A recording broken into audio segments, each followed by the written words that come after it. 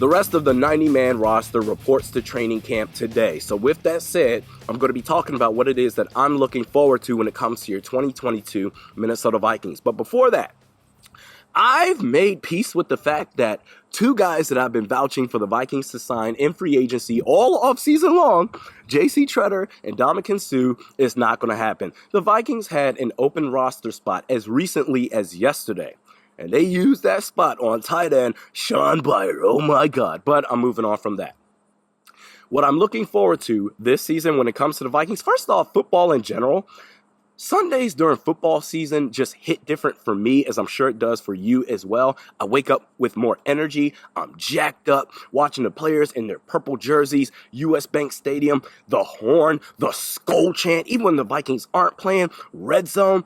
I'm just so happy that football is back. As it relates to the Vikings specifically, whatever flaws that I feel like this team will have on defense, certainly against the run for starters, I'm hoping that the pass rush will somewhat negate that. There's a chance there because you're talking about adding 2-star edge rushers compared to last year, what you have this year, a healthy Danielle Hunter this time around, and the addition of Zadarius Smith. We're talking about 2 edge rushers that are very much capable of getting 14 to 15 sacks apiece. So I'm going to set the line for them, just those 2 players combined, 30 sacks for this 2022 season.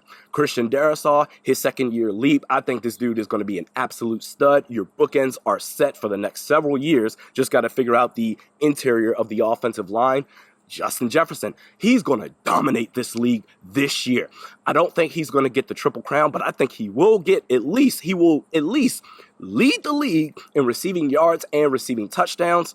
He will be, I already think he's the best receiver in the league, but at least everybody's going to be on board with it this time around after the 2022 season. Kirk Cousins being unleashed, the play calling, the play design, pre-snap motion, maybe allowing, hopefully, this is what I really hope the most for Kirk, is that he's allowed to have the ability to audible out of plays based on what the defense is showing him, opposed to, damn it, this is the play we're going to run, you are going to call it. And lastly, I'm just speaking for me here, but for the last several years, watching Vikings games, I've, in the back of my head, just been sitting back, thinking to myself, how are they going to screw this game up? You know it's going to happen. I think this is the first year for me, hopefully the first year, along with several years to come, that I can't wait to just sit back and have fun again watching this team. Going back to when I first became a fan in 2000, when I was in middle school, just having so much fun, regardless of whatever the record is, knowing that this team is maxing out to its potential, that's all I give a damn about. I've been very fair on that. I can't wait to have fun as a Vikings fan. This team just seems to me to be a lot more fun nowadays. Your thoughts in the comments section below. We're back at it tomorrow. We'll see you then.